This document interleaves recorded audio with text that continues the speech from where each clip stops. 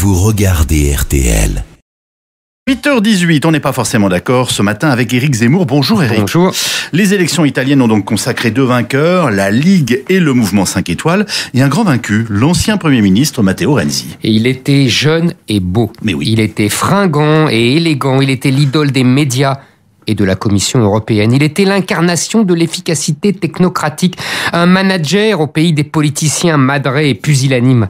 Il épousait son temps, il était le symbole de la modernité, l'homme des grandes métropoles, du monde ouvert.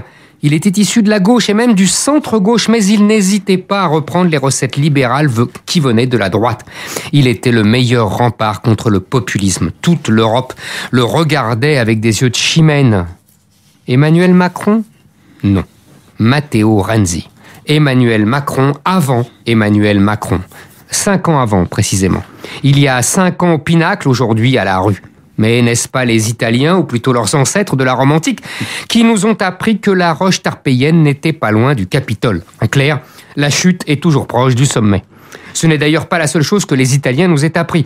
En politique, on peut dire qu'ils furent nos maîtres. De Machiavel à Mazarin, nos rois ont appliqué à la lettre leurs préceptes pour la plus grande gloire du royaume de France.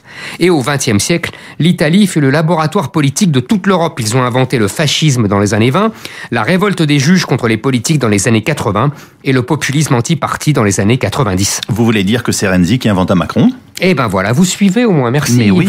Car dès qu'il est arrivé au pouvoir, Renzi s'est empressé lui aussi de réformer le code du travail. Sa loi s'appelait d'ailleurs le Jobs Act. Renzi, comme Macron, n'hésite jamais à parler anglais, la langue des affaires, la langue de la mondialisation. Mais voilà, quelques années après, la situation du chômage ne s'est guère améliorée, si ce n'est les emplois précaires dont le nombre s'est accru. Et pourtant, l'Italie a un formidable réseau de PME exportatrices qui la rapproche beaucoup plus de l'Allemagne que de la France, et sa croissance est repartie depuis 2 ans. Alors, cet échec économique des réformes libérales a remis au cœur des discussions les questions de l'euro et du libre-échange qui sont tabous à Bruxelles et que Renzi, comme Macron, croyaient avoir mises sous le boisseau. Même chose pour l'immigration.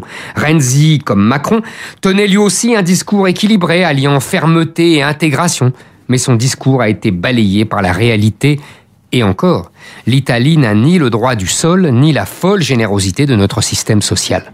Mais la vague migratoire a rendu les Italiens fous de rage et les a poussés, au nord du pays en particulier, à plébisciter la Ligue, qui est aujourd'hui la traduction en italien du Front National, mais un Front National qui pourrait faire alliance avec les Républicains. Macron devrait scruter le destin politique de Renzi comme il regarderait dans une boule de cristal. Renzi est son double, son clone, il est son passé.